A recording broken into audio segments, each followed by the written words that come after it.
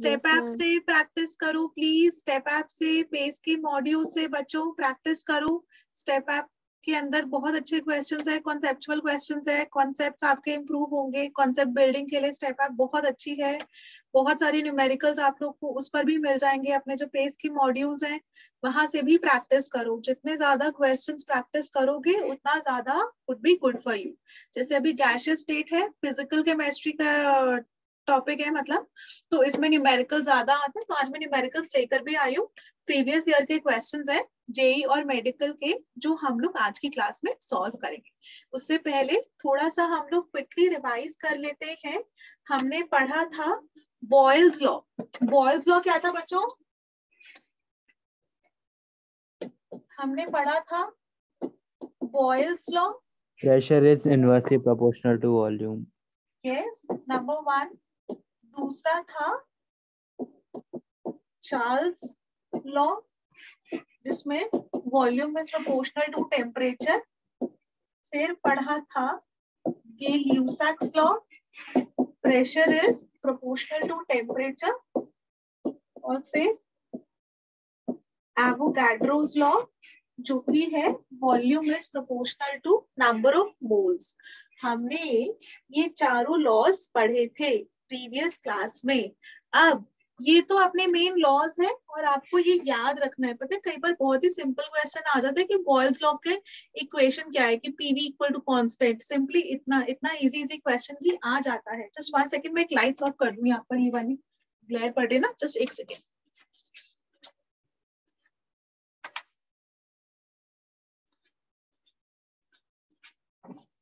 It's better, हाँ अब ठीक है, ओके। सो हमने ये वाले लॉज कवर करे थे और आपको बच्चों इन सबके नेम्स भी याद रखने हैं, ठीक है? सबका आपको नेम याद रखना है। इसके बाद इन लॉज, इनके हमने ग्राफ समझे थे, आज हम उसके आगे पढ़ते हैं और इन्हीं लॉज के हम लोग क्वेश्चंस भी करेंगे, ठीक है? चलो क्लास हम लोग यहाँ से शुरू करते हैं।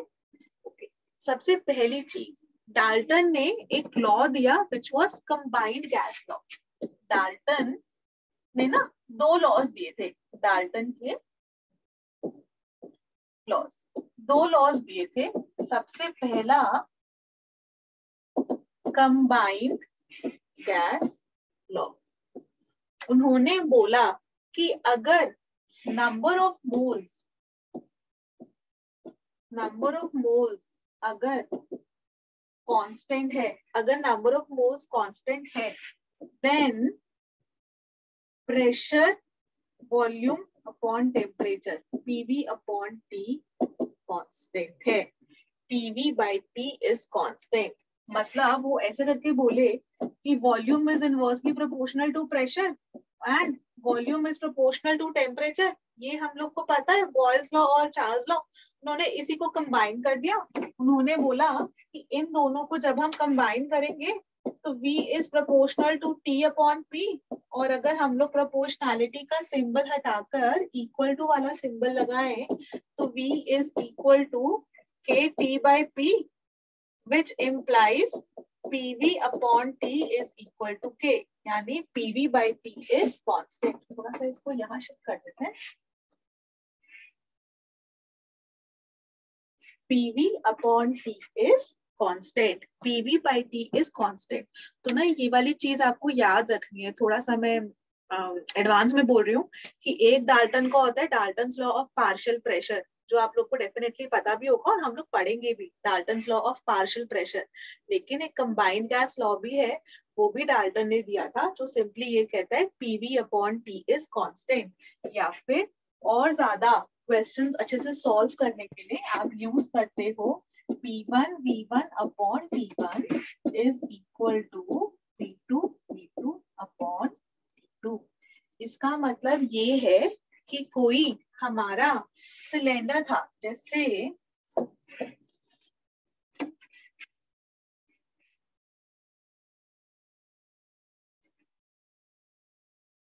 कोई हमारा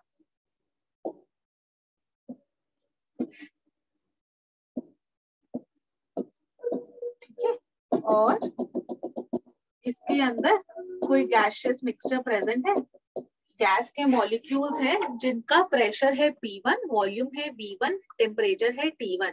आप कुछ भी इसमें चेंजेस करते हो, मतलब आप प्रेशर बढ़ा दो घटा दो, वॉल्यूम बढ़ा दो घटा दो, मतलब पिस्टन को ऊपर खींच लोगे तो वॉल्यूम बढ़ जाएगी, पिस्टन को नीचे करोगे तो प्रेशर बढ़ जाएगा, हीट करोगे तो टेम्परेचर बढ़ जाएगा। मतलब आप कुछ भी करोगे इसके अंदर प्रेशर, वॉल्यूम, टेम्परेचर को चेंज करोगे, इट्स अ क्लोज्ड कंटेनर, है ना।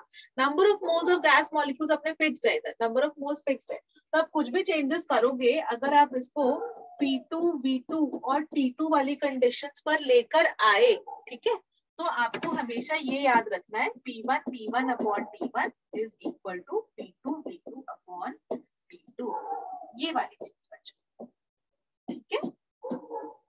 क्वेश्चन पढ़ो हमेशा, सॉल्व, इसके अंदर एकदम न्यूमेरिकल्स आते हैं इस चैप्टर में से और बहुत ही इजी न्यूमेरिकल्स होते हैं। तो आपको क्या याद रखना है, क्वेश्चन पढ़ो और समझो क्या चीज फिक्स्ड है, क्या चीज चेंज हो रही है। जो अपना फिक्स्ड है उसके बेसिस पर बाकी चीजें जो चेंज हो रही हैं उनके हिसाब से आप क्वेश्चन सॉल्व करोगे। ये चीज समझ में आई बच्चों? सिंपल सिंपल बेसिक्स है, नथिंग इसके अंदर कुछ भी टफनेस लेवल नहीं है ना। पहली चीज डाल्टन का कंबाइंड गैस लॉ। अब नेक्स्ट हम पढ़ते हैं ideal gas equation. Ideal gas equation, ideal gas equation जो कि अपना बहुत ही इंपॉर्टेंट है और ये आप लोगों को ऑलरेडी पता भी है, PV इक्वल टू nRT। इसका डेरिवेशन बहुत ही छोटा सा डेरिवेशन है, volume is inversely proportional to pressure. ये आ गया अपना बॉयल्स लॉ से, फिर volume is proportional to temperature, ये आ गया चार्ल्स लॉ से, और ये कैपिटल T है, एब्सोल्यूट टेम्परेचर हम लोग ले रहे हैं, volume is proportional to number of moles, ये एवोगाड्रोस लॉ से। तो इन सब के बेसिस पे volume is proportional to N into T upon P। Proportionality symbol हटाए तो हम R लगा दिए, this is the gas constant NT upon P, जिससे हमारा बन जाता है PV equal to nRT। Most important equation है ये, and this is valid for ideal gases. Gases के लिए ये वैलिड होती है। गैसेस हमारी जो आइडियल गैस, जब हम लोग बोलते हैं low pressure high temperature, ideal gas equation gases के लिए ये वैलिड है। और ये R हमारा है gas constant, PV equal to nRT। Very very very important equation.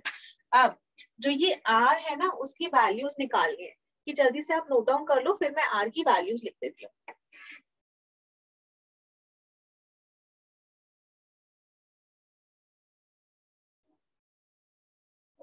Written बच्चों? Yes ma'am. Yes ma'am. ठीक है, तो अब R, sorry,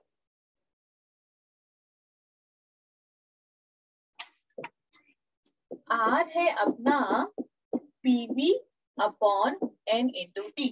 PV equal to nRT था, तो R की वैल्यू PV अपॉन NT हो गई।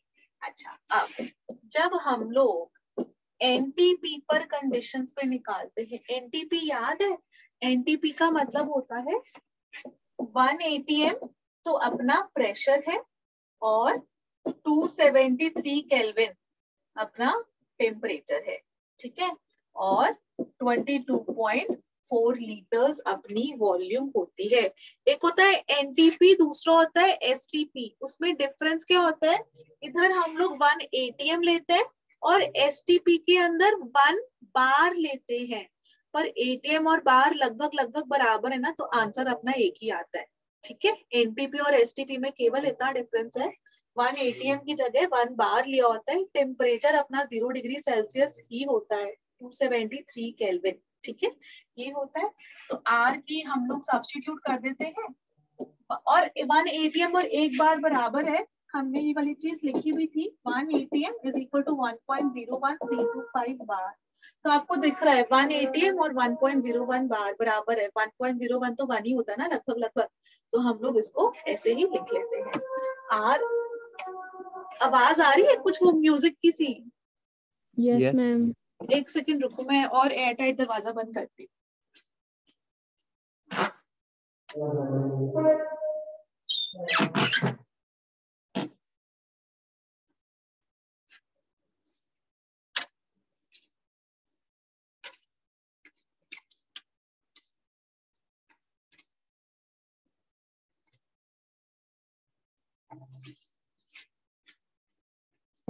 सा बेटर हुआ?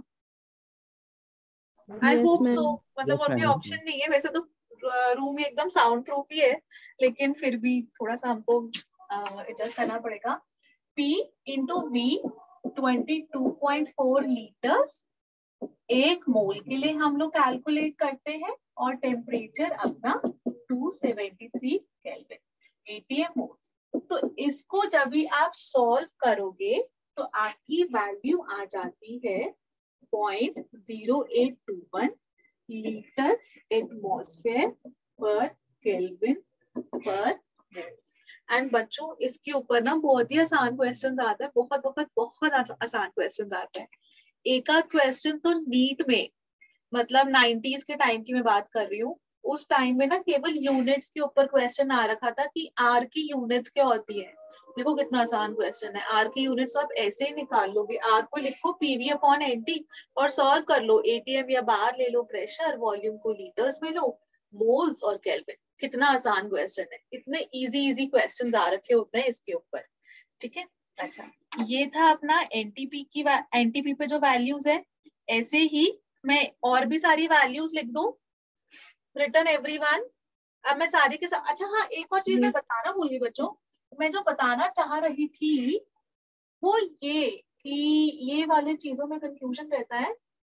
एनटीपी एसटीपी तो बराबर बराबर आता है, हाँ एक बार और एनटीपी पर एक एटीएम है और एसटीपी पर एक बार है। ठीक है, वो 22.4 लीटर्स की जगह 22.7 लीटर्स हो जाता है, लगभग सेम वैल्यू आती है। एनटीपी एसटीपी तो आप बराबर मान के चलोगे। एक दूसरा होता है ना, वो होता है SATP, standard ambient temperature and pressure. SATP वहां पर जो है ना, हम लोग इसको दूसरे पेन से लिख देती हूँ। 1 बार तो प्रेशर लेते हैं, लेकिन टेम्परेचर हम लोग 298 केल्विन ले लेते हैं, विच इज 25 डिग्री सेल्सियस। मतलब हम लोग रूम टेम्परेचर की जब भी बात कर रहे होते हैं तब हम लोग एसएटीपी ले लेते हैं। और इधर ना वॉल्यूम जो हम लेते हैं 24.8 लीटर्स के हिसाब से लेते हैं। वॉल्यूम जो हम लेते हैं 24.8 लीटर्स के हिसाब से लेते हैं। एसएटीपी जब भी आपको दिखे और एसटीपी एनटीपी दिखे तो मेन जो डिफरेंस है ना अपना, वो टेम्परेचर का है। 298 केल्विन वाला, वहां पर 273 केल्विन था। ये वाली चीज इंपॉर्टेंट है क्योंकि यहाँ पर कंफ्यूजन हो सकता है। एक एटीएम और एक बार बराबर है, ये 22.4 लीटर्स है ना, वो 22.7 लीटर्स, तो ये भी लगभग बराबर है, ज्यादा डिफरेंस नहीं है।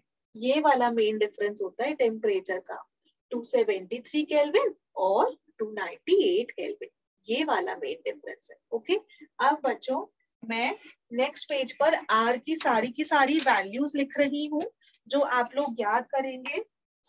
मैं यहाँ पर लिख देती हूँ आर की वैल्यूज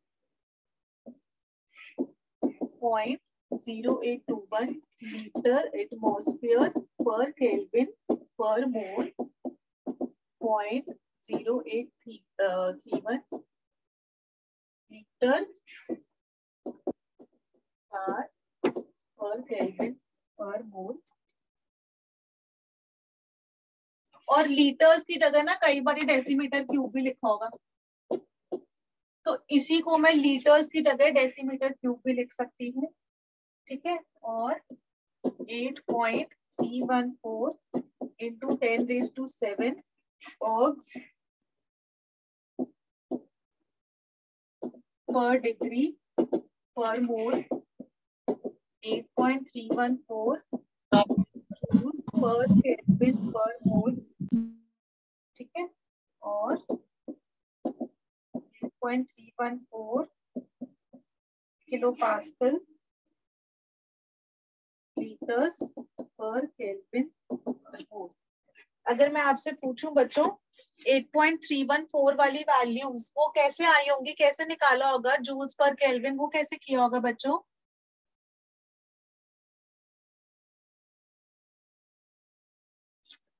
जो ये वाली वैल्यूज होती है ना, जो जैसे 8.314, ये भी काफी आप यूज करोगे। ये कैसे आती है? जूल्स वाली वैल्यू है ना, तो जो हम प्रेशर लेते हैं ना, प्रेशर को ले लेते हैं एच रो जी। एच हो गया height of the mercury column, जो हमने पहले पढ़ा था कि 760 mmHg। तो ये वाला ना था एटीएम वाला, वो 760 mmHg वाला, वैसे वाले करके हम लोग ले लेते हैं। ठीक है, प्रेशर को हम उसमें ले लेते हैं 760 mmHg, जिसको हम कन्वर्ट करेंगे तो 76 सेंटीमीटर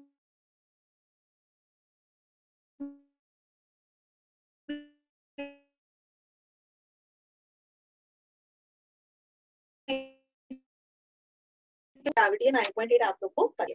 ठीक है, उससे निकालती है ये। अच्छा मुझे एक बात बताओ, एसआई यूनिट कौन सी होगी इनमें से? अगर हम पूछे आपसे कि एसआई यूनिट आर की कौन सी होगी बच्चों, क्या आंसर होगा आप लोग का? Ma'am 8.314 joule. Very good. और पता है, वेरी गुड भावना। और बेटा यही वाला क्वेश्चन आ रखा था प्रीवियस ईयर में कि आर की ऐसे उन्होंने सारी वैल्यूज दे दी थी और पूछा था कि इनमें से टिक करो कि कौन सी वाली एसआई यूनिट की वैल्यू है। तो देखो कितना आसान है, आपको कुछ नहीं करना, सिंपली एसआई यूनिट्स वाला लेना है, कुछ नहीं करना कि 8.314 वाली वैल्यू लेनी कि एसआई यूनिट के अंदर ऐसे करके आंसर आता है। ठीक है, अच्छा अपनी आइडियल गैस इक्वेशन हो गई पीवी इक्वल टू एनआरटी वाली। चलो अब इसमें हम लोग कुछ क्वेश्चंस प्रैक्टिस करते हैं। मैं थोड़ा सा बता भी देती हूँ। 600 ml गैस है, ठीक है, इनिशियली 600 ml गैस है at a pressure of 750 mm, जिसका इनिशियल प्रेशर, यानी हमको इनिशियल वॉल्यूम पता है 600 और इनिशियल प्रेशर पता है 750। ठीक है, जिसको हमने कंप्रेस कर दिया to 500 ml। 500 cc is centimetre cube, 500 mm पे हमने कंप्रेस कर दिया। इनिशियल वॉल्यूम और प्रेशर पता है और नया वॉल्यूम हमको पता है। उन्होंने बोल दिया टेकिंग द टेम्परेचर कांस्टेंट, तो उन्होंने पहले ही बता दिया कि टेम्परेचर अपना कांस्टेंट है। तो आपको इंक्रीज इन प्रेशर बताना है, कितना प्रेशर बढ़ा। प्लीज एक बार ट्राई करो बच्चों।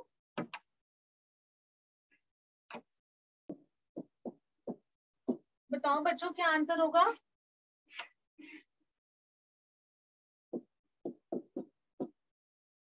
कौन सा लॉ लगाएंगे हम?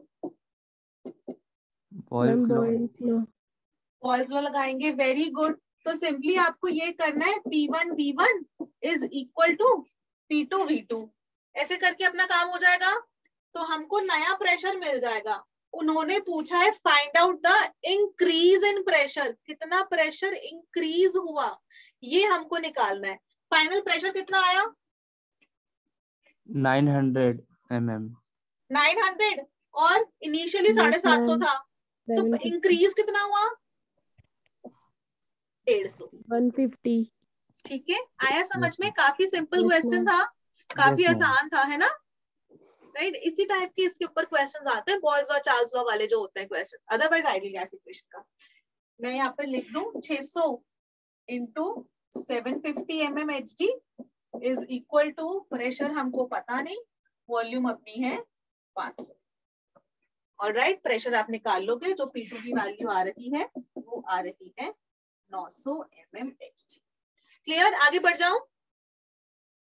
Yes ma'am. गुड, चल आगे बढ़ते हैं।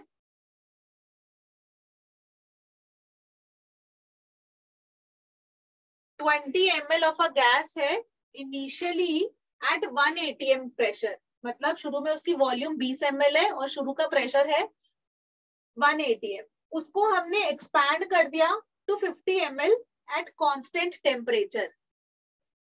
Then what is the final pressure? बहुत ही आसान, एकदम हलवा क्वेश्चन है ये, बताओ जल्दी से।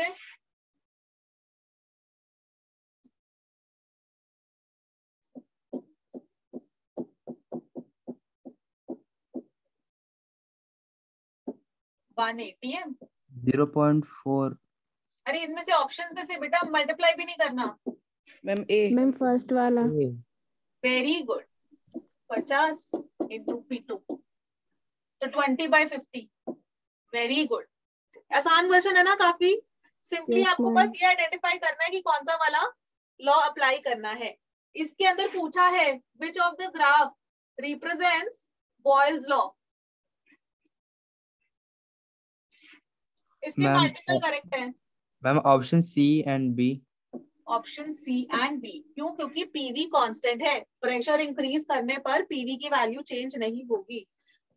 पीवी कांस्टेंट है, वॉल्यूम इंक्रीज करने पर पीवी की वैल्यू चेंज नहीं होगी। ये और ये गलत है, ठीक है, मल्टीपल करेक्ट। डेंसिटीज मैंने अभी नहीं समझाई है। ये वाला देखना, pressure remaining the same. Pressure हमारा कब सेम होता है? या तो चार्ल्स लॉ या Avogadro's law. Law, P proportional to T या V proportional to N। pressure remaining constant, volume of a given mass of an ideal gas increases for every 1 degree centigrade rise in temperature by definite fraction of its volume। बहुत ही आसान question है। हमने ये वाला formula लिखा था, Vt is equal to V naught 1 plus T upon 273 degree Celsius, है ना? Yes, Yes. ma'am. अब बताओ क्या आंसर होगा इसका? ये V naught क्या है? Initial volume. Volume at 0 degree Celsius, yes ma'am. Yes, ma'am. है ना? अभी बता दो इसके अंदर option A, volume at 0 degree Celsius, correct है ना? Yes, ma'am. ये एब्सोल्यूट जीरो का क्या मतलब होता है? -273 डिग्री सेल्सियस, यस मैम। है Yes, ना? ma'am. चलो ये कर दो प्लीज। अरे बाई चांस सारे बहुत पुराने पुराने ईयर के क्वेश्चन है ना, 92, 98, 99। चलो कोई बात नहीं, चलो करो प्लीज, जल्दी से बताओ। How many moles of helium gas, helium की गैस है, will occupy 22.4 liters at 30 degree Celsius and 1 atm pressure। हमारे पास प्रेशर दे दिया 1 atm और वॉल्यूम दे दी 22.4 लीटर्स, टेम्परेचर दे दिया 30 डिग्री सेल्सियस, जिसको आप 273 प्लस 30 303 केल्विन लिख लो, और मोल्स आपको निकालने हैं। आर की वैल्यू, आर की ना आपके पास इतनी सारी वैल्यूज होती है, तो आर की वैल्यू आप ऐसे चूज करो जो आपके पीवी और टी के अकॉर्डिंग हो। ये एटीएम में है, ये लीटर्स में है, ये केल्विन में है, तो आप simply 0.0821 litres atmosphere per kelvin per मोल ले सकते हो। और मुझे कौन बताएगा 0.0821 को अगर हम फ्रैक्शन में लिखें तो क्या होता है? 0.0821 की वैल्यू फ्रैक्शन में 1/12। फर्स्ट उसमें बताया था मोल कॉन्सेप्ट में, सब भूल गए। 0.0821 को ना 1/12 ले सकते हैं। जल्दी से बताओ नंबर ऑफ मोल्स बच्चों। N is equal to PV upon RT। P अपना 1 है, वॉल्यूम अपनी 22.4, R अपना है 0.0821 को ना 1/12 लिख लो इंटू 303। बताओ बच्चों कितना आंसर आएगा?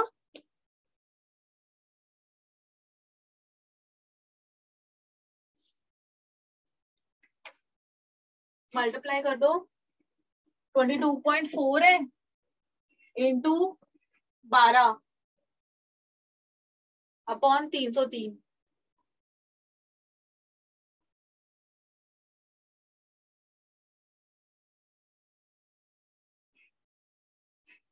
सब चुप चुप है, लंबी लंबी कैलकुलेशन है क्या? एकदम ऐसा ध्यान से कर रहे हैं।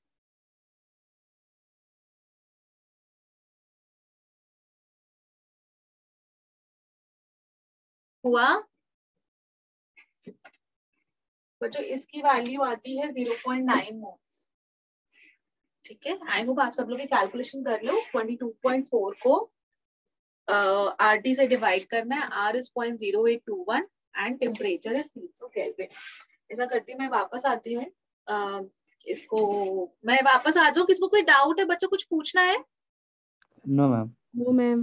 अच्छा खैर, अपना गैस कांस्टेंट निकल गया। गैस कांस्टेंट की हमने अलग अलग वैल्यूज लिख ली बच्चों।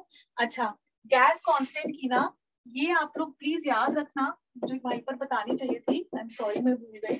0.0821 जब ये वाली वैल्यू लोगे तो इसको कैलकुलेशन के लिए ना मस्ट 0.082 को ना डिवाइड वगैरह करना, मल्टीप्लाई करना बहुत टफ है, तो उसको 1/12 हम ले सकते हैं approximately, which is absolutely right. आपको कोई कभी जो है, मेरा प्रॉमिस है, गारंटी है, कभी गलत नहीं होगा।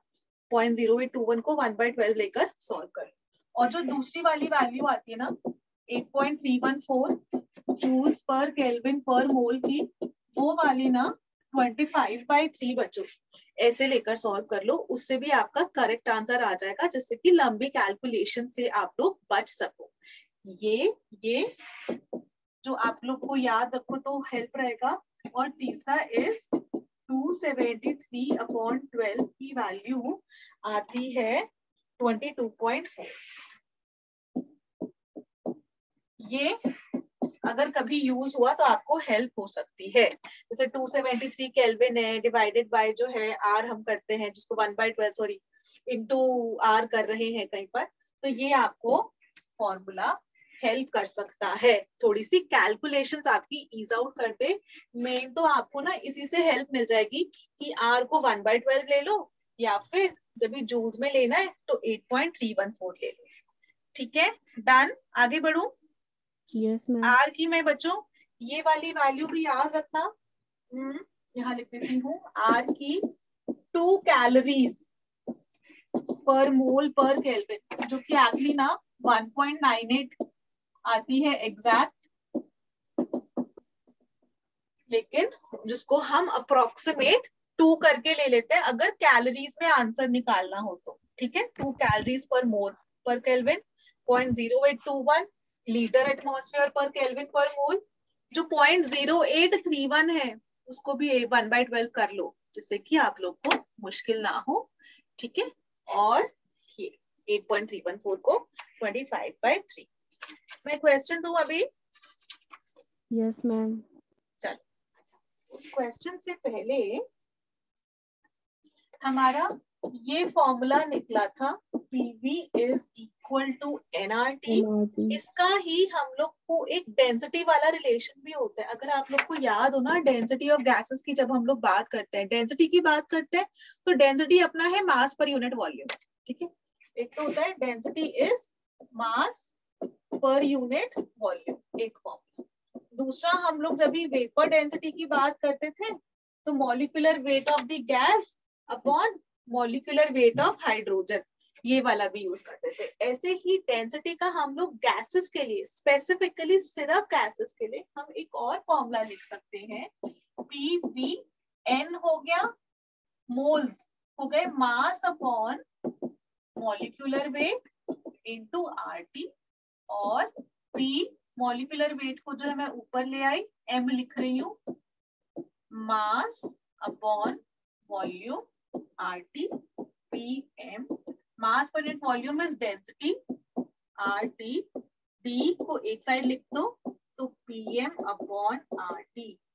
Density is equal to pressure into molecular weight upon RT।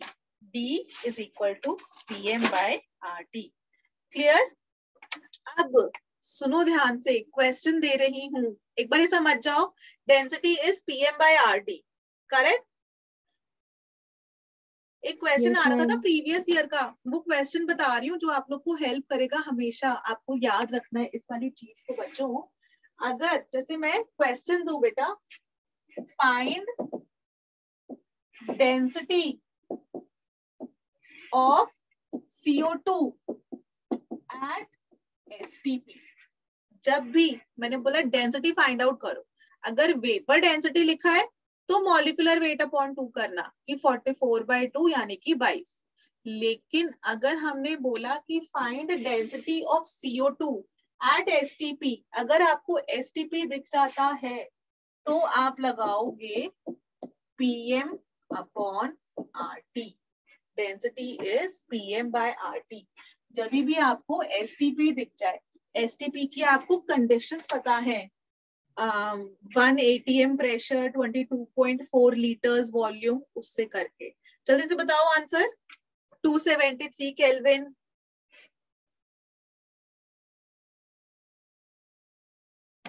लिख देती हूँ 1 ATM इनटू मॉलिक्यूलर वेट होता है 44 अपॉन R हो गया 0.0821 अपॉन 273।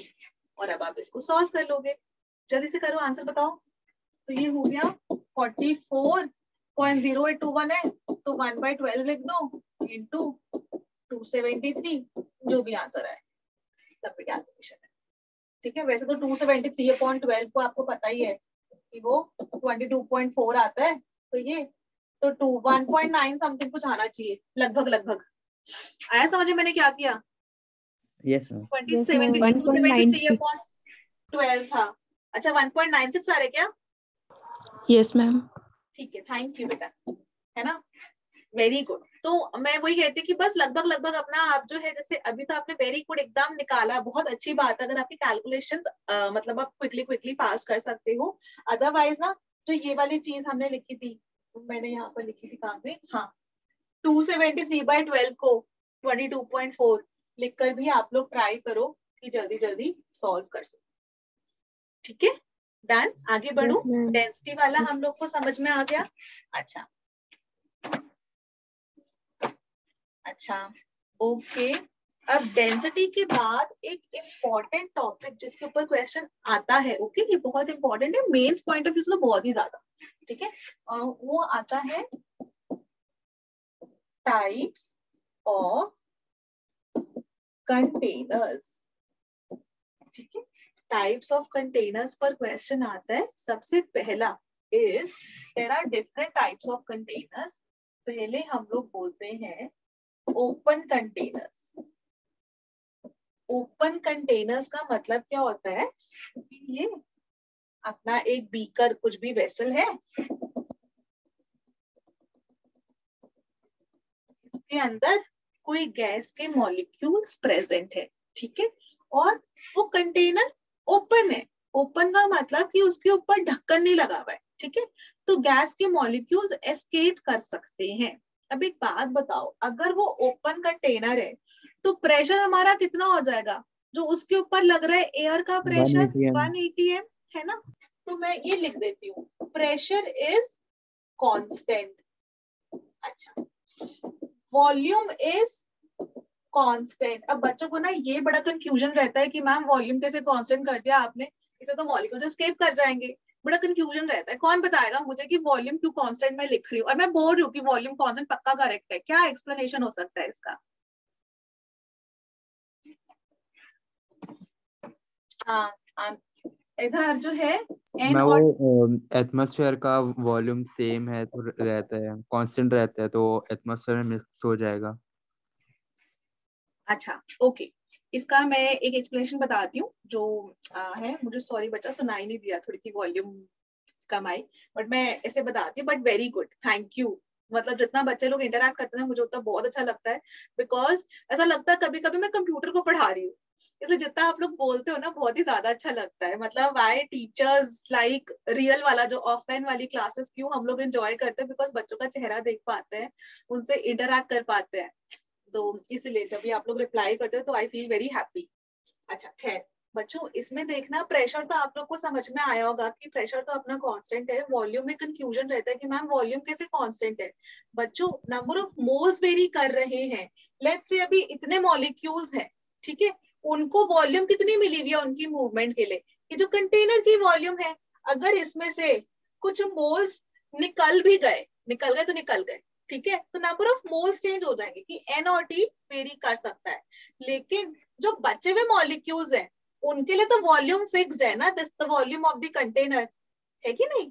इसलिए प्रेशर अपना कांस्टेंट, वॉल्यूम अपना कांस्टेंट, नंबर ऑफ मोल्स तो वेरी करेगा क्योंकि मॉलिक्यूल्स बाहर निकल सकते हैं, तो moles can very. Moles very कर सकते हैं, टेम्परेचर भी वेरी कर सकता है। आप टेम्परेचर इसका बढ़ाओगे, उनको एनर्जी दे रहे हो, मतलब जो है, तो मॉलिक्यूल्स और ज्यादा बाहर भाग जाएंगे, है ना। तो एन और टी वेरी। तो ओपन कंटेनर का जब भी आपको क्वेश्चन लिखा हो तो आपको ये वाली इक्वेशन लगानी है, N1 into T1 is equal to N2 into, ठीक है। अभी इस पे क्वेश्चन कैसे आता है, मैं वो लिखूं, सबको कॉन्सेप्ट समझ में आ गया? Yes ma'am. Yes ma'am. Good, ठीक है। मैं इस पे क्वेश्चन लिखती हूँ कि क्वेश्चन ऐसे दे रखा होगा कि एक ओपन कंटेनर है एट थोड़ा इजी सा कर देते हैं, 27 डिग्री सेल्सियस, ठीक है। और when it is heated to 127 degree Celsius, मतलब मैंने टेम्परेचर उसको चेंज कर दिया, टेम्परेचर बढ़ा दिया, 127 डिग्री सेल्सियस कर दिया, तो मैंने बोला 1/4 ऑफ गैस एस्केप्स आउट। 1/4 जो है एस्केप कर दे, नहीं रुको, तो मैं ऐसे लिखती हूँ, when it is heated 1/4 of the gas escapes out, find final temperature। मैंने दोनों चीजें दे दी ना, एक चीज तो वेरी करानी पड़ेगी ना,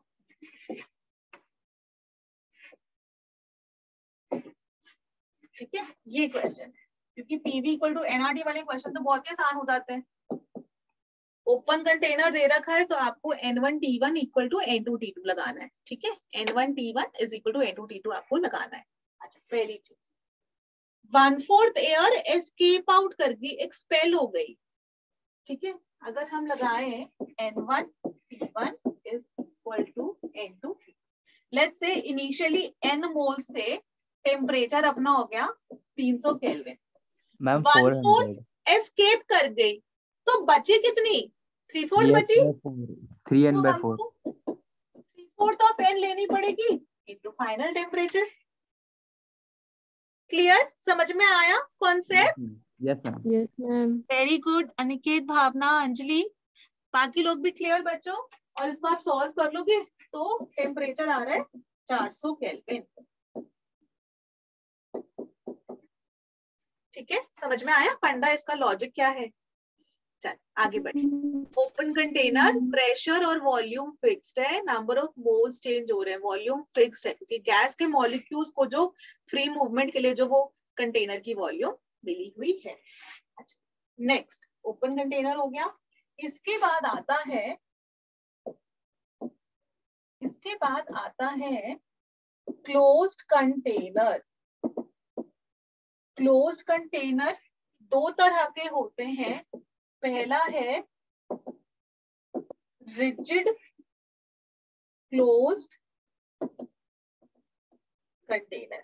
इसका मतलब ये है, एक तो हमारा कंटेनर क्लोज्ड है, कंटेनर क्लोज्ड है तो मतलब आप उसको जो है हर तरीके से सील कर दो कि गैस के मॉलिक्यूल्स एस्केप नहीं कर सकते, और अंदर मैंने इसके अंदर गैस के मॉलिक्यूल्स फिल कर दिए। अब एक बात बताओ, अगर रिजिड क्लोज्ड कंटेनर है तो क्या नंबर ऑफ मोल्स फिक्स्ड है? गैस तो मेरी बाहर नहीं निकलेगी और वॉल्यूम भी मेरी फिक्स्ड है, गैस भी बाहर नहीं निकलेगी। यहाँ पर वेरी क्या कर रहा है? प्रेशर और टेम्परेचर। Yes ma'am. है ना, क्योंकि आप इसको हीट करोगे तो गैस के मॉलिक्यूल्स को एनर्जी मिल जाएगी और वो ज्यादा स्पीड से भागेंगे, उनकी काइनेटिक एनर्जी बढ़ गई, फिर वो कंटेनर की उसकी वॉल्स पर आकर कोलाइड करेंगे तो प्रेशर बढ़ जाएगा। तो यहाँ पर प्रेशर और टेम्परेचर वेरी कर रहा है, तो प्रेशर और टेम्परेचर का वेरी का फॉर्मूला क्या होता है? P is proportional to T, यानी P1 by T1 is equal to P2 P2 by dt। और P is proportional to T, law कौन सा होता है बच्चों? Ma'am Charles. P is proportional to T वाला लॉ कौन सा होता है बच्चों? Gay-Lussac's law। Gay-Lussac's law. तो अगर आपको ये वाला दिखे, ऐसे दिखे रिजिड क्लोज्ड कंटेनर है, तो आप Gay-Lussac's लॉ लगा सकते हो, ठीक है। चल आगे बढ़ू। एक था अपना रिजिड क्लोज्ड कंटेनर। अब नेक्स्ट में जा रही हूं मैं, सब लोग नोट डाउन कर लो कि यहाँ पर ये लॉ इज एप्लीकेबल अगर रिजिड क्लोज्ड कंटेनर है तो। नेक्स्ट, ओपन कंटेनर के अंदर ही दूसरा is movable closed container. Movable closed container का मतलब है ऐसे,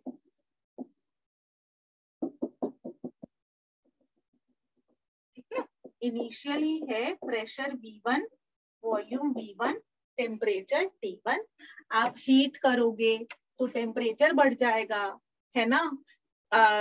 प्रेशर बढ़ाओगे उसको, मतलब पिस्टन को नीचे पुश करोगे तो वॉल्यूम कम हो जाएगी, पिस्टन को ऊपर खींचोगे तो वॉल्यूम बढ़ जाएगी। बट क्या हमारा फिक्स रहेगा? Number of moles number of moles fix रहेंगे। तो यहाँ पर n is fixed, number of moles fixed है। आप सिंपली अप्लाई कर सकते हो P1 V1 by T1 is equal to P2 V2 by T2। समझ में आया? This is the combined gas law, Dalton का combined gas law. P1 V1 by T1 equal to P2 V2 by T2।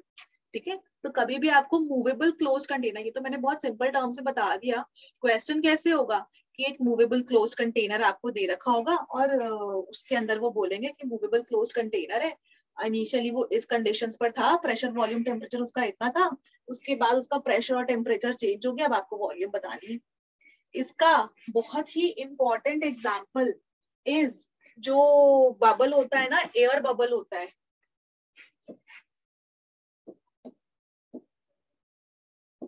That is a very good example।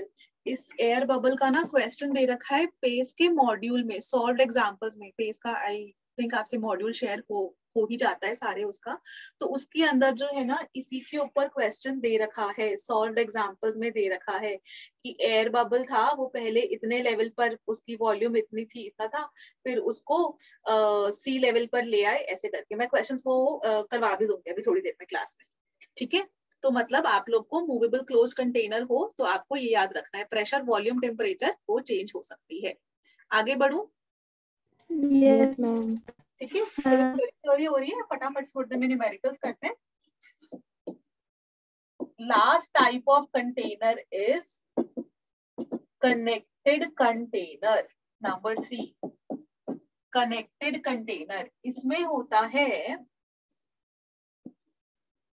ये एक container है, ये एक container है, इसमें गैस ए है, इसमें गैस बी है, और अभी ना हमने ये आपस में कनेक्टेड है लेकिन क्लोज्ड है, बीच में से उसको बंद कर रखा है हमने।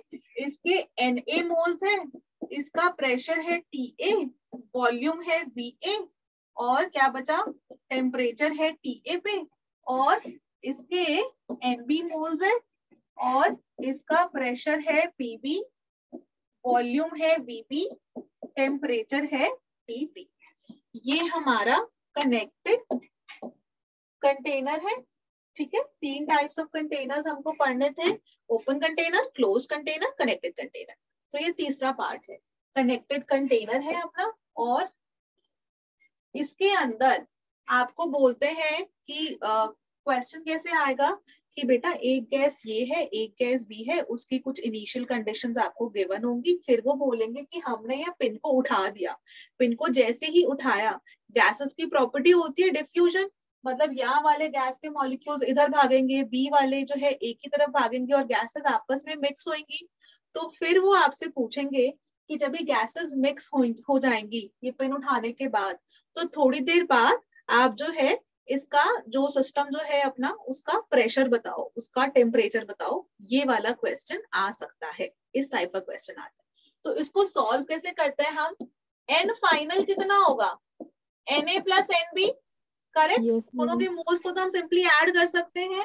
अच्छा, और V फाइनल अपना हो जाएगा VA की, ये जो कंटेनर की जो इधर वॉल्यूम है, प्लस ये जो इसकी वॉल्यूम है VA प्लस VB, करेक्ट। अब इसको VA की जगह ना इसको V1 V2 लिख लो, जिससे कि हम वो रहे कि कंटेनर की वॉल्यूम इस साइड की, इसकी वॉल्यूम इस साइड की, ठीक है। और मैं इसको भी N1 V1 ही कर देती हूँ, जिससे कि आप लोग कंफ्यूजन ना हो।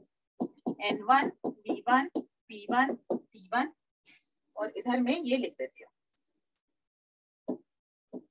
N2 V2 P2 P2, ठीक है। क्योंकि आप उससे नहीं कंफ्यूज होना कि मॉलिक्यूल्स की वॉल्यूम नहीं, कंटेनर की वॉल्यूम हम बात कर रहे हैं, जो कंटेनर की वॉल्यूम है। N final is number of moles को ऐड कर दो, V फाइनल इज वॉल्यूम इधर की और इसकी ऐड कर दो, तो फिर बस आपको सिंपली अप्लाई क्या करोगे, N final is equal to N1 plus N2। N को हम क्या लिख सकते हैं, PV अपॉन RT। तो P final V final upon R T final, N1 कितना हो जाएगा, P1 V1 upon R T1 plus P2 V2 upon R T2।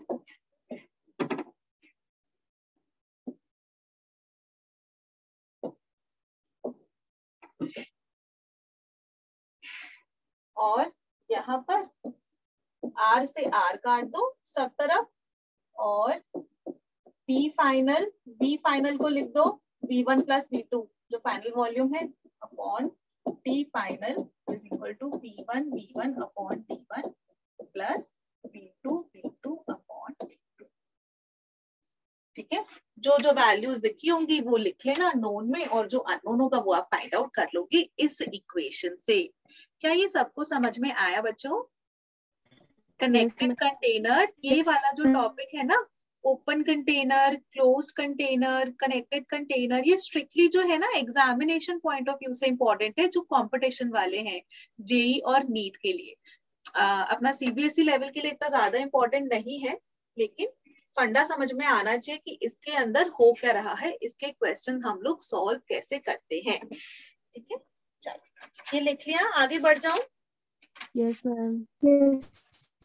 चलो अब मैं क्वेश्चन दे रही हूँ, फटाफट से मुझे बताना है उसका आंसर। मैं नेक्स्ट पेज पे चल रही हूँ। क्वेश्चन है 25 डिग्री सेल्सियस है,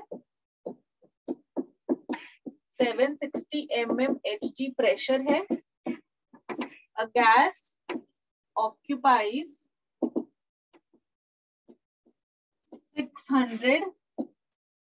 600 ml वॉल्यूम। हमने क्या किया, what will be its pressure, what will be its pressure when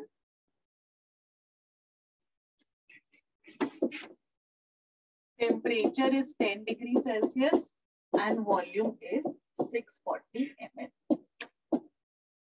जल्दी से फाइंड आउट करके बताओ बच्चों। नीट के बच्चों के लिए स्पेसिफिकली है ये वाली चीज, एनसीईआरटी के क्वेश्चंस पक्का से सॉल्व करें।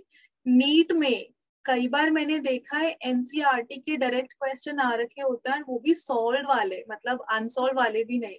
तो नीट के एग्जाम को जो बच्चे फोकस करेंगे, एनसीईआरटी बहुत अच्छे से करें। एनसीईआरटी एक्चुअली जेई नीट दोनों को ही करनी जरूरी है। जो इनऑर्गेनिक केमिस्ट्री होती है ना, एस ब्लॉक पी ब्लॉक, उसमें तो सिर्फ एनसीईआरटी करो, it is more than enough, और कोई किताब करने की जरूरत नहीं है। लेकिन नीट के बच्चे तो पक्का से जो है एनसीईआरटी जरूर करें। चलो बच्चों जल्दी से इसका आंसर बताओ।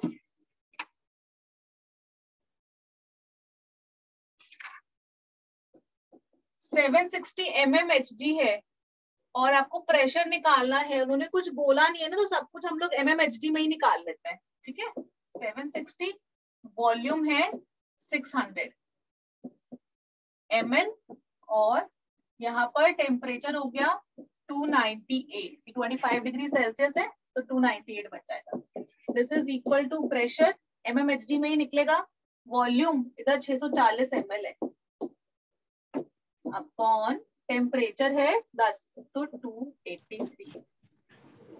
तो इधर P2 का मैंने 656.1. 676.6, हाँ ठीक है बेटा, बिल्कुल करेक्ट। ये एनसीईआरटी का ही क्वेश्चन था, सॉल्व वाला। दो तीन चीजें जो इस क्वेश्चन के बेसिस पर मैं आप लोग को बताना चाह रही हूँ। पहली बात, हम जो है ना जब भी पीवी इक्वल टू एनआरटी लगाते हैं तो प्रेशर को आप एटीएम या बार में ही लिखोगे।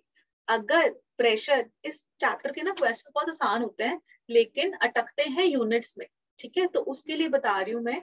जैसे अगर प्रेशर इधर 760 mmHg है ना, तो हमेशा उसको आप एटीएम में कन्वर्ट करोगे, हमेशा हमेशा। क्यों एटीएम में कन्वर्ट करोगे? बिकॉज जो आर की यूनिट्स है ना, आर की यूनिट्स तो एटीएम या बार में ही है, तो हमेशा आपको कन्वर्ट करना है। 760 mmHg जो है 1 एटीएम के बराबर होती है, तो आप यहाँ पर 1 एटीएम लिख सकते थे। यहाँ पर उन्होंने कुछ मेंशन नहीं किया प्रेशर के लिए, तो आप mmHg में ही निकाल दो, तो इसलिए मैंने कन्वर्ट नहीं किया। अदरवाइज आपको कन्वर्ट करना जरूरी है, पहली चीज। दूसरी बात ये कि जो वॉल्यूम है इधर 600 या 640 ml में लिखी हुई है, तो आपको उसको लीटर्स में कन्वर्ट करना है। हमेशा आपको लीटर्स में कन्वर्ट करना होता है जब भी आप पीवी इक्वल टू एनआरटी वाली इक्वेशन लगाते हो, और लीटर और डेसीमीटर क्यूब बराबर होते हैं। अच्छा, लेकिन यहाँ मैंने क्यों नहीं कन्वर्ट किया, डेसिमल में क्यों नहीं लेकर आए कि 600 ml 0.6 लीटर्स हो जाएगी? तो इसलिए कि यहाँ पर इधर भी ml है और इधर भी ml है, दोनों तरफ ml ml कट जाएगा, इसलिए मैंने यहाँ पर नहीं कन्वर्ट किया। बट अदरवाइज ऐसे क्वेश्चंस के अंदर आपको हमेशा कन्वर्ट करना जरूरी है। तीसरी, टेम्परेचर आप लोग हमेशा केल्विन में ही लेना, सेल्सियस में मेंशन्ड है तो आपको केल्विन में कन्वर्ट करना आता है। 273 ऐड करके वो भी आप पक्का से कन्वर्ट कर लेना, ठीक है। न्यूमेरिकल्स इसके आसान होंगे, जहां हम अटकते हैं वो सिंपली अपना ये यूनिट्स के ऊपर है। आगे बढ़ूं? कोई क्वेश्चन, किसी को कुछ पूछना है? No ma'am. चल आगे बढ़। नेक्स्ट टॉपिक है अपना Dalton's law of partial pressure. हमने कहा था डाल्टन के दो लॉज थे, एक तो combined gas law P1 V1 by T1 equal to P2 V2 by T2, और दूसरा अपना ये Dalton's law of partial pressure. Dalton जो साइंटिस्ट थे ना, उन्होंने बोला कि लेट्स से हमारे पास ना एक कंटेनर है, उस कंटेनर के अंदर gas A B C D अलग है, A B C D नहीं लेते हैं, और ये भी थोड़ा बड़ा करते हैं। हमारे पास एक कंटेनर है, ठीक है, उसमें 3-4 गैसेस है, let's say helium, hydrogen, neon, CO2। हमारे पास एक कंटेनर है, उसमें ये तीनों चारों गैसेस प्रेजेंट है। पहली बात, volume of hydrogen is equal to volume of helium, sorry volume of helium is equal to volume of hydrogen is equal to volume of neon is equal to volume of carbon dioxide। Volume सबकी बराबर है, जो इस container की volume है, ठीक है, इसमें नो कंफ्यूजन। अब दूसरी चीज, जब हम प्रेशर की बात करते हैं तो प्रेशर के लिए हम लोग बोल देते हैं कि जो टोटल प्रेशर जो इस कंटेनर का होगा that will be equal to pressure due to helium, pressure due to hydrogen, pressure due to carbon dioxide and pressure due to neon. This is equal to total pressure। Dalton ने ये बोला कि जब भी non reacting gases present है, non reacting gases मतलब वो आपस में रिएक्ट नहीं कर रही हैं, ये आपस में रिएक्ट करके कोई कंपाउंड नहीं फॉर्म करे। देखो मैंने समझाने के लिए दो तो इनर्ट गैसेस ही ले ली, कार्बन डाइऑक्साइड अपने आप में स्टेबल है, हाइड्रोजन गैस अपने आप में स्टेबल है, वो आपस में रिएक्ट नहीं करेंगी। तो जब भी हमने नॉन रिएक्टिंग गैसेस ली किसी कंटेनर के अंदर, तो डाल्टन ने ये बोला कि total pressure of the container is equal to pressure due to all the gases का सम। जितनी भी गैसेस है उन सबके प्रेशर्स को ऐड कर दो तो हमारा total pressure of the container बन जाता है। क्या ये वाली चीज बच्चों समझ में आई? यस अब मैम। मुझे बताना, क्या मैं अंदर गैसेस NH3 और HCl ले सकती हूँ कि नहीं ले सकती हूँ? नो मैम, नहीं ले सकती हूँ, वो रिएक्टिंग क्योंकि हो जाएगी। ये तो आपस में रिएक्ट कर कर व्हाइट फ्यूम्स बना देगी NH4Cl की, Yes, अमोनियम ma'am. क्लोराइड की। So I can not take this combination. तो इसके ऊपर क्वेश्चन ही ऐसे आ जाता है, जो क्वेश्चन आ जाता है कि Dalton's law of partial pressure is valid for, और आपको ऑप्शंस दे देंगे, H2 plus Cl2, helium plus neon, neon plus CO2, argon plus H2O। तो इसका क्या आंसर होगा? Second. अच्छा sorry, is valid for all these, not valid for this, इसके लिए नॉट वैलिड है ना। सॉरी, मैंने ऊपर वो लिखा था, अभी मन से क्वेश्चन बनाया था तो इसीलिए। पर आपको लॉजिक समझ में आया कि इन आपस में रिएक्ट नहीं कर रही है। इधर नियॉन है inert gas, not reacting, neon inert gas not reacting, इधर आर्गन ले ली not reacting, but hydrogen chlorine react कर सकती है, HCl बना सकती है। करेक्ट। अब आप लोग की सुविधा के लिए मैं यहाँ पर नेक्स्ट पेज पर मैं 8-10 कॉम्बिनेशंस लिख रही हूँ कि Dalton's law of partial pressure जो है इनके लिए डेफिनेटली नॉट वैलिड है, not valid, not valid for DLPP। Dalton's law of partial pressure is not valid for number 1 CO plus O2, क्योंकि इन दोनों मिलकर बना लेंगे CO2, NO plus Cl2, NH3 plus HCl, NH3 plus HBr, NH3 plus Cl2, CO plus Cl2, SO3 plus Cl2,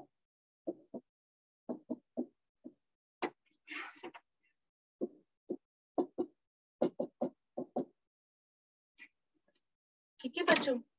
इनके लिए definitely not valid है, क्योंकि इधर बन जाएगा CO2, इधर बन जाएगा NoCl2, यहाँ बन जाएगा ammonium chloride, ammonium bromide, ammonium chloride, COCl2, SOCl2, SO2Cl2, HCl, HF, HBr। तो हमारे जो है ना, इनके लिए जहां आपको देखकर ही आप लोग को समझ में आ जाएगा कि जो है Dalton's law of partial pressure हम लोग नहीं लगा सकते हैं।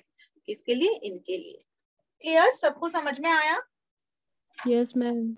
अब इसका जो है ना एक न्यूमेरिकल डेरिवेशन है, वो मैं समझा देती हूँ। पार्शियल प्रेशर का फॉर्मूला, अभी जो डाल्टन थे वो केवल इतना बोल कर गए कि एक कंटेनर है, जैसे इधर मैं स्टूडियो में हूँ, यहाँ पर अलग अलग गैसेस हैं, 4 गैसेस हैं, तो प्रेशर ऑफ टोटल प्रेशर कितना होगा? Pressure due to gas 1, pressure due to gas 2, pressure due to gas 3, pressure due to gas 4। इन चारों गैसेस का प्रेशर को ऐड करेंगे, that will be equal to the total pressure. ठीक है। अच्छा, अब नेक्स्ट, तो लेट्स से हमारे पास 2 गैसेस हैं, गैस 1 और गैस 2। एक कंटेनर है जिसके अंदर गैस 1 के मोल्स हैं और गैस 2 के मोल्स हैं। वॉल्यूम तो इसकी फिक्स्ड है, टेम्परेचर इसकी फिक्स्ड है। अब गैस 1 और गैस 2 है, तो प्रेशर ड्यू टू 1 कितना होगा? N1 RT upon V। Pressure due to gas 2 होगा, ये गैस A और गैस B कर लेते हैं, जिसके N1 मोल्स हैं और इसके N2 मोल्स। ठीक है, N2 RT अपॉन V। तो उन्होंने बोला, डाल्टन ने, कि total pressure will be equal to P1 plus P2। Total pressure will be equal to P1 कितना है? N1 RT upon V plus N2 RT upon V। This is equal to total pressure. ये वाली बात बच्चों समझ में आई? Yes, ma'am. अब उन्होंने इसको एक बार ये वाली चीज लिखो,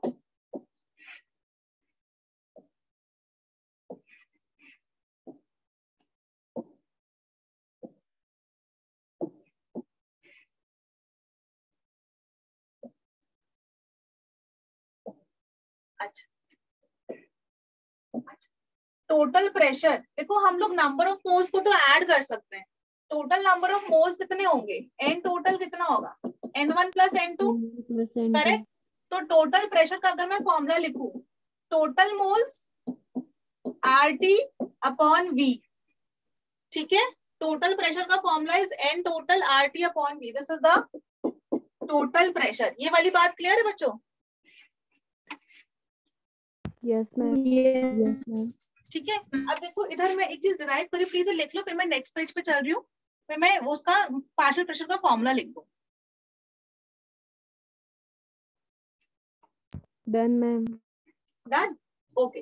तो एक तो मैं नेक्स्ट पेज पे डायरेक्टली लिख रही हूँ, P total is equal to N total RT upon V, P1 is equal to N1 RT upon V, P2 is equal to N2 RT upon V, equation 1, equation 2, equation 3, अगर हमने 2 divided by 1 किया, P1 upon P total is equal to N1 upon N total, P1 upon P total is equal to N1 upon N total is N1 plus N2, P1 is equal to N1, N1 plus N2, P total, and P1 is equal to mole fraction of 1 into P total.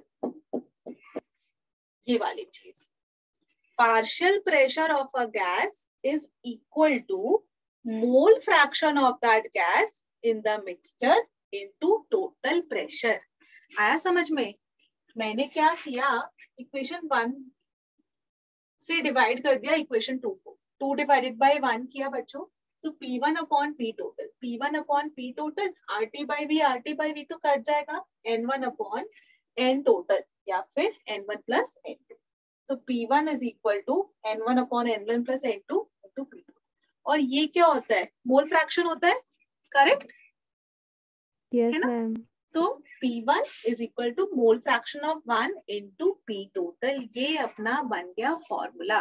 ऐसे ही मैं simply इतना लिख सकती हूँ, partial pressure of gas A is equal to mole fraction of gas A into total pressure. ठीक है, let's say हमारे पास 3 gases है, तो partial pressure of gas B, mole fraction of gas B into total pressure, फिर partial pressure of gas C, mole fraction of gas C into total pressure. P total कितना होगा, PA plus PB plus PC, और PA PB PC क्या है, XA into P total plus XB into P total plus mole fraction of C into P total, XA plus XB plus XC P total. और सम of mole fraction क्या होता है बच्चों? आज सब एकदम चुप चुप है, सब बोर हो गया, थक गए केमिस्ट्री से आज, जल्दी से बोलो। Sum of mole fraction is 1 into P total. देखो करेक्टली हमने डिराइव किया है, कोई इसमें गड़बड़ नहीं है। अनिकेत क्लियर बेटा? Yes ma'am. Anjali? Yes ma'am. Good good good. मैं क्वेश्चन लिखूं? ये बहुत ही सिंपल से आप लोग को आता ही था, ठीक है, बस यहाँ पर मैंने डिराइव किया है, इस पर मैं क्वेश्चन लिख रही हूँ, फिर जल्दी से नोट डाउन कर लो प्लीज। Yes ma'am, 1 minute.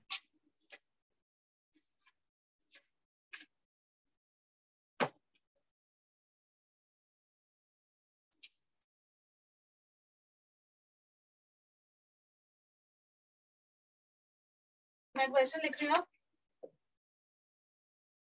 मेरे पास हाइड्रोजन है, CO2 है, और बस इन दोनों ही गैसेस है, फिर और बस चलो इतनी ले लेते हैं। ये मेरे पास 4 ग्राम्स है और ये मेरे पास 44 ग्राम्स है। टोटल प्रेशर है 10 atm। Tell me partial pressure due to hydrogen, partial pressure due to carbon dioxide. जल्दी से फाइंड आउट करो प्लीज।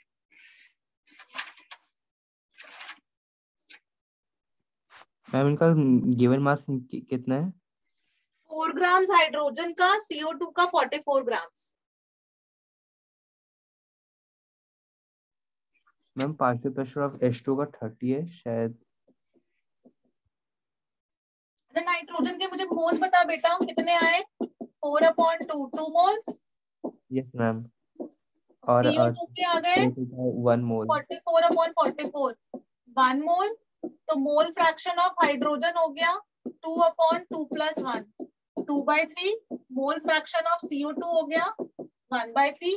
तो मोल fraction of hydrogen into total pressure, यानी कि मोल फ्रैक्शन है 2/3 × 10 और यहाँ पर 1/3 × 10 ATM।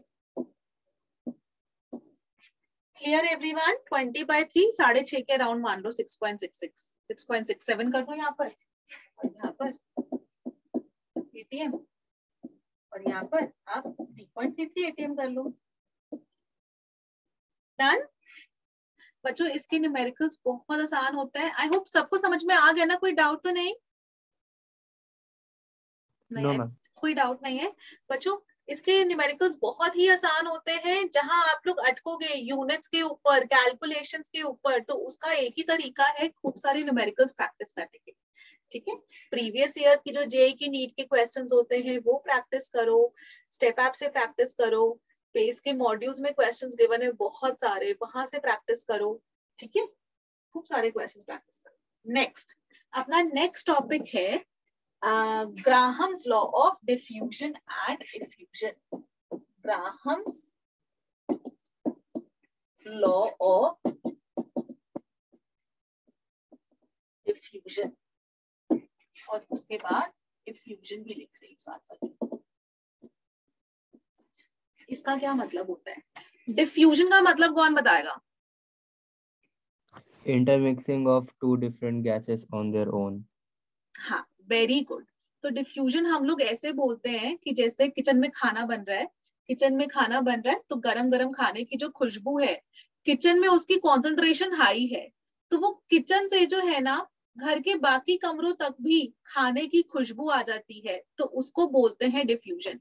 कि हायर कॉन्सेंट्रेशन पे, जहाँ पे गैस के मॉलिक्यूल्स की हायर कॉन्सेंट्रेशन है, वहां से वो सब जगह गैस, जो खुशबू है वो खाने की, वो सब जगह पहुंच गई, उसको बोलते हैं डिफ्यूजन। ऐसे ही अगर मैंने परफ्यूम स्प्रे किया इस कमरे के अंदर, मतलब आप जिस कमरे बैठे हैं आपने उस कमरे में परफ्यूम स्प्रे किया, बट दूसरे कमरे में वहां तक भी उसकी खुशबू आ जाती है, तो गैस के मॉलिक्यूल्स, आपने बेडरूम 1 में परफ्यूम स्प्रे किया है, उसकी खुशबू बेडरूम 2 में, किचन में, ड्राइंग रूम में, वहां पर सब जगह तक आ गई, तो उसको बोलते हैं डिफ्यूजन। मतलब कि मॉलिक्यूल्स की मूवमेंट हो रही है from a region of higher concentration. Movement of molecules, movement of molecules from higher concentration to lower concentration, उसको बोलते हैं हम डिफ्यूजन। ठीक है, डिफ्यूजन हमारी गैसेस के लिए भी बोलते हैं, लिक्विड्स के लिए भी बोलते हैं। ठीक है, तो गैसेस लिक्विड्स दोनों के लिए वैलिड होती है डिफ्यूजन। ठीक है, दैट इज डिफ्यूजन। अब एफ्यूजन की बात करते हैं। एफ्यूजन क्या होती है? जब हमारी डिफ्यूजन ही हो रही हो लेकिन थ्रू अ पिन होल, एकदम छोटे से होल से जब भी डिफ्यूजन हो रही हो, तब हम उसे कहते हैं एफ्यूजन। यहाँ पे डेफिनेशन लिख लेना। एफ्यूजन क्या होती है? डिफ्यूजन ही जो हो रही है फ्रॉम अ पिन होल, मतलब एक छोटा सा छेद, एकदम छोटा सा पिन डॉट साइज का छेद, उससे जब भी डिफ्यूजन हो रही होती है। जैसे जब भी हम लोग परफ्यूम का जो, वो जो डीओ का होता है, डीओ या परफ्यूम का जो ढक्कन नहीं, वो जो सिंगल सा वो ऐसा बना हुआ होता है जिसको आप प्रेस करते हो बॉटल के ऊपर, इसको आप प्रेस करते हो तो फिर वो निकलता है, दैट इज डिफ्यूजन। की डिफ्यूजन हो रही है फ्रॉम दैट पिन होल, छोटे से छेद से। या फिर कार का टायर है, ठीक है, जिसके अंदर हवा भरी हुई है, आपने उसको प्रिक किया तो वो पिन होल से जो गैस के मॉलिक्यूल्स बाहर निकल रहे हैं, एक अच्छा सा बलून है बड़ा सा, उसमें आपने सब पिन होल जैसा छेद कर दिया, तो गैस के मॉलिक्यूल्स जब भी एकदम से बाहर निकल रहे हैं बलून में से, तो उसको बोलते हैं हम एफ्यूजन। कि मतलब हायर कॉन्सेंट्रेशन से लोअर कॉन्सेंट्रेशन पे तो जा रहा है, लेकिन जब भी पिन होल के थ्रू जा रहा हो तब हम उसको बोलते हैं एफ्यूजन। Okay, done. अब जो ग्राहम साइंटिस्ट थे, उन्होंने ये बोला कि जो रेट ऑफ डिफ्यूजन या रेट ऑफ एफ्यूजन जो है is inversely proportional to the square root of density of the gas. मतलब उन्होंने ये बोला कि R1 by R2 is equal to D2 by D1 कि rate of effusion of gas 1 upon rate of effusion and diffusion of gas 2 is equal to under root of D2 upon D1। और हमको ये वाला formula पता है, D is equal to PM by RT। तो हमको पता है अगर प्रेशर और टेम्परेचर हम लोग कांस्टेंट रख दे तो डेंसिटी मॉलिक्यूलर वेट के बराबर है, ये हमने अभी डिराइव किया ही था।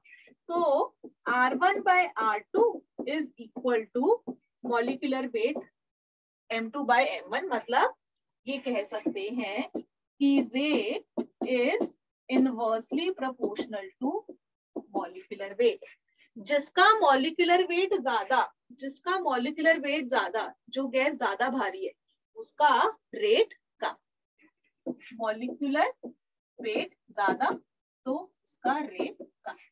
जिसका मॉलिक्यूलर वेट कम, जो गैस हल्की है, लेस डेंस है, जिसका मॉलिक्यूलर वेट कम, वो फटाक से भाग जाएगी, मतलब उसकी स्पीड ज्यादा होगी। इट्स लाइक जैसे दो जने हो, ठीक है, तुम्हारे क्लास के अंदर दो जने हैं, एक बच्चा एकदम सिकड़ी हड्डी जैसा 30 किलो का 35 किलो का, और एक बहुत ही हैवी 200 किलो का। तो जो 30 kg वाला होगा वो तो बंदा मस्त भाग जाएगा ना एकदम तेज स्पीड में, और जो हैवी होगा वो धीरे धीरे करके भागेगा। तो ऐसे करके याद रखो, जो गैस हैवी होगी वो धीरे चलेगी, जो गैस लाइट होगी वो फटाक से जो है डिफ्यूज हो जाएगी, हायर कॉन्सेंट्रेशन से लोअर कॉन्सेंट्रेशन पर चली जाएगी। क्लियर, समझ में आया? R1 by R2 is equal to under root D2 by D1 या फिर under root M2 by M1। Alright? Yes, ma'am. Okay, अब मुझे फटाफट से बताओ, कंपेयर करके दो मुझे, rate of diffusion of SO2 and SO3। SO2 and SO3 रुक जाओ, नहीं SO2 कर दो एंड मीथेन कर दो, एंड मीथेन। बताओ जल्दी से, रेट ऑफ डिफ्यूजन क्या होगा? R SO2 upon R methane, molecular weight of SO2 upon, और इधर मॉलिक्यूलर वेट ऑफ CH4। क्या ये वाली चीज समझ में आई? Yes ma'am. 16 मीथेन का 16 16 और SO2 का कितना होगा बच्चों मॉलिक्यूलर वेट? 64 है ना। तो 1/4 यानी कि 1:2। तो मैं ये बोल सकती हूँ twice rate of SO2 is equal to rate of methane. Clearly हमने जो कहा तो बिल्कुल सही है, मीथेन हल्की होती है गैस, छोटी सी 16 ग्राम है इसका मॉलिक्यूलर वेट, SO2 भारी होती है, इसका 64 ग्राम है। तो ये अकेले की स्पीड कितनी हाई है? कितनी हाई है? 2 टाइम्स SO2 की स्पीड। आया समझ में? Yes, चलो ma'am. अब जो है ना, इसका जो इम्पोर्टेंट क्वेश्चन है बच्चों वो वाला करवा रही हूँ, जो इम्पोर्टेंट क्वेश्चन है, जो एग्जाम में आता ही है या जिसके अंदर बच्चों को कंफ्यूजन होता है। हमने ना एक ट्यूब ले ली, यहां से डाली अमोनिया और इधर से डाली हाइड्रोजन क्लोराइड गैस, इधर से हमने अमोनिया गैस डाली है और इधर से हमने डाली है HCl गैस, और ये इसका मिड पॉइंट ले लो, तो यहाँ पर पॉइंट बी, इधर ले लो पॉइंट ए और इधर ले लो पॉइंट सी। तो आपको ये बताना है कि मेरा प्रेशर और टेम्परेचर कांस्टेंट है, मैंने साइमल्टेनियसली एक ही साथ एक जगह से अमोनिया डाली, दूसरी जगह से हाइड्रोजन क्लोराइड डाली, तो इन दोनों मिलकर बनाएंगी क्या? अमोनियम क्लोराइड, जिसकी वाइट फ्यूम्स होती है। तो वो क्वेश्चन ऐसा पूछा कि जब मैंने साइमल्टेनियसली एक साइड से अमोनिया डाली, एक साइड से HCl डाली, तो व्हाइट फ्यूम्स विल अपीयर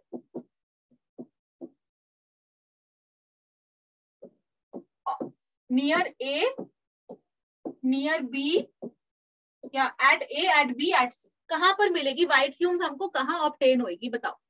पहले सिंपली इतना करते हैं और फिर उसके बाद उसका न्यूमेरिकल वैल्यू वाला भी वो भी सॉल्व करते हैं। सोचो,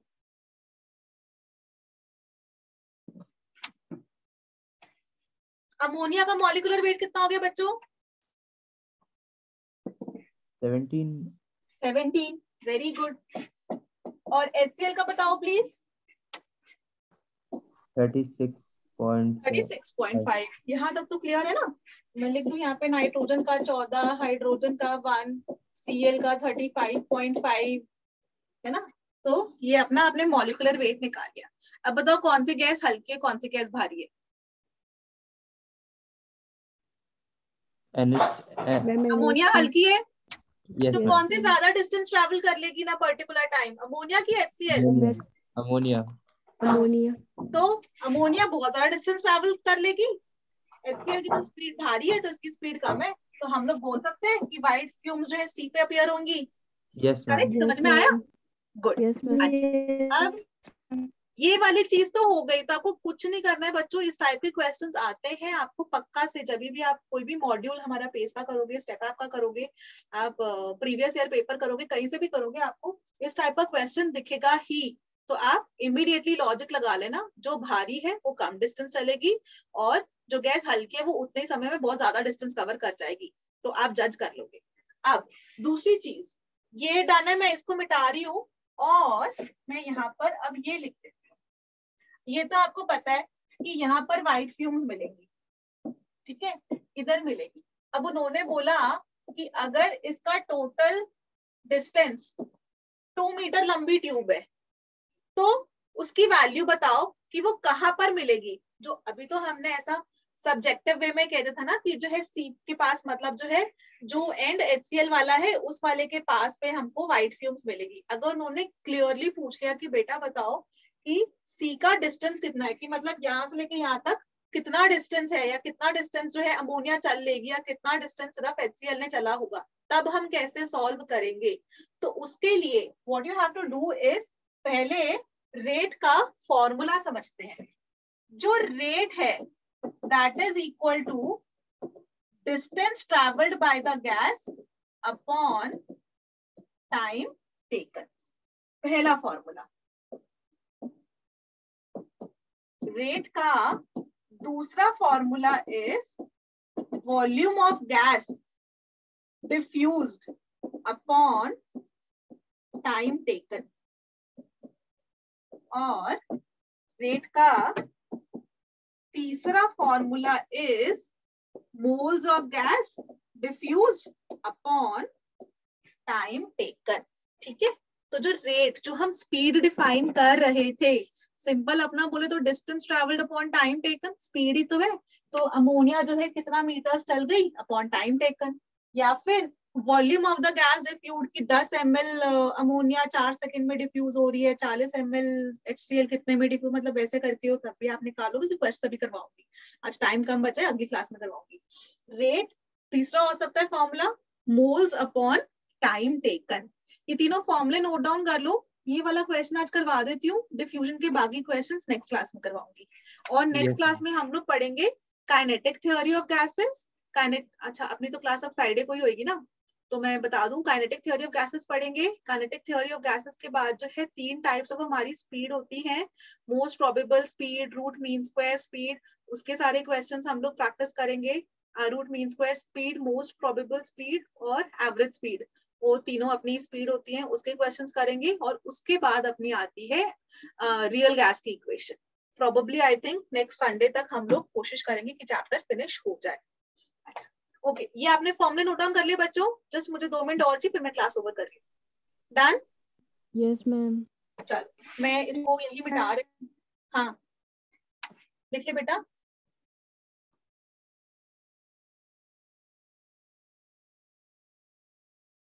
अभी डन है ना? अब मैं मिटा रही हूँ।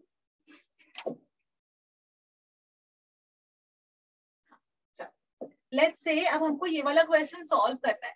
तो हम लोग बोलते हैं कि अमोनिया ने x मीटर्स ट्रैवल कर लिए, तो HCl ने कितना ट्रैवल किया होगा? 2 - x, करेक्ट? तो हमने बोला कि rate of ammonia upon rate of HCl is equal to molecular weight of HCl upon molecular weight of ammonia. Rate को हम बोल सकते हैं डिस्टेंस ट्रैवल। अमोनिया ने x ट्रैवल किया इन t टाइम में, और HCl ने 2 - x ट्रैवल किया इन टी टाइम में, इज इक्वल टू HCl का है 36.5/17। तो टाइम तो दोनों का सेम ही है ना। इट्स लाइक जैसा वो जो स्कूल में मैथ्स की प्रॉब्लम्स करवाते हैं टीचर्स कि इधर से एक ट्रेन आ रही है, इधर से दूसरी ट्रेन आ रही है, टोटल 100 किलोमीटर दूरी पर है, कब वो ट्रेन आकर एक दूसरे को क्रॉस करेंगी, ऐसा वाला जो क्वेश्चन होता है। तो सेम ही टाइम है अपना, इसको इधर सॉल्व कर लेते हैं। बता दें तो इधर से कर लेते हैं। तो ये हो गया x/2 - x 36.5/17। तो उसको 17 2 34, मैं ऐसे कर करती हूँ। कितना आएगा बच्चों?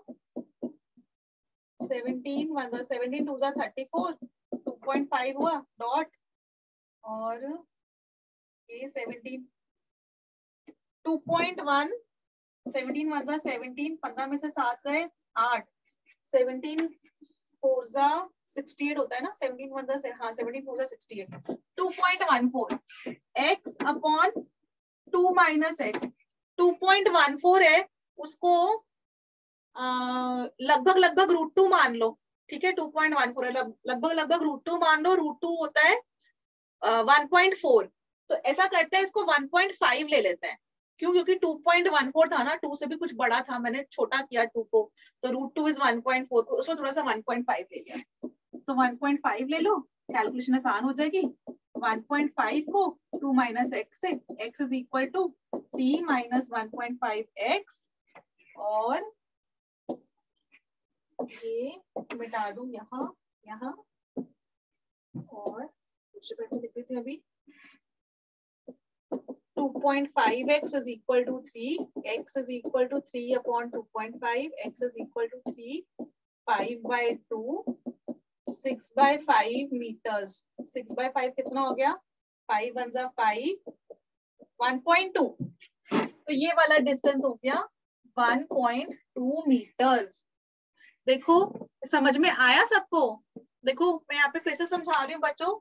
ये तो हमको समझ में आया कि अमोनिया क्योंकि हल्की है, HCl भारी है, तो अमोनिया ज्यादा डिस्टेंस ट्रैवल कर लेगी। ऑफ कोर्स जो मिड पॉइंट है ना उसके आगे होगी, तो पर वो कितने आगे होगी? अगर ऑप्शंस में टोटल 2 मीटर्स है, ऐसे ही लिखा हो, आधा मीटर, 1 मीटर, 1.5 मीटर, 2 मीटर, तो पक्का 1.5 को क्लिक कर देना कि थोड़ा सा ज्यादा होगी, लेकिन थोड़ा बहुत तो HCl भी चलेगी ही। समझ में आ रहे? Yes, ma'am. है ना? गुड। अगर उन्होंने एग्जैक्ट वैल्यूज पूछ ली तो हम ऐसे करके सॉल्व करेंगे। rate 1 / rate 2 is equal to m2/m1 का under root. Ammonia upon HCl है, रेट को डिफाइन कैसे करते हैं? Distance travelled upon time taken. Ammonia ने x मीटर्स ट्रैवल किया था अपॉन t टाइम, और HCl ने 2 - x ट्रैवल किया in t time, is equal to, इधर ऊपर अमोनिया था तो अमोनिया का नीचे आएगा, HCl इधर डिनोमिनेटर में था, स्पीड, तो मॉलिक्यूलर वेट इधर ऊपर आएगा, और x/2 - x is equal to under root 2.4। इसके बाद सिंपल मैथ्स है। सिंपली मैंने क्या किया, वो अंडर रूट 2 देख के मेरा मन किया कि 1.4 लिख देती हूँ, और थोड़ी सी कैलकुलेशन इजी करने के लिए, क्योंकि मुझे पता भी है इसका आंसर, तो मैंने 1.4 की जगह 1.5 ले लिया, बस इतना। तो 1.5 ले लिया, इसको सॉल्व करोगे x की वैल्यू 1.2 मीटर्स आ रही है, जिससे आपका आंसर, एटलीस्ट ऑप्शंस, पूरा एग्जैक्ट आंसर निकालने की जरूरत नहीं होती है, ऑप्शंस में से चेक कर लो कौन सा ज्यादा एकदम पास आ रहा है कि 1 पॉइंट समथिंग आ रहा है, तो पक्का ये वाला आंसर होगा। क्लियर? किसी को कुछ पूछना है बच्चों? No, ma'am. चलो गुड, वेरी गुड बच्चों, थैंक यू सो मच। आज की आप सब लोगों ने बहुत कोऑपरेट किया।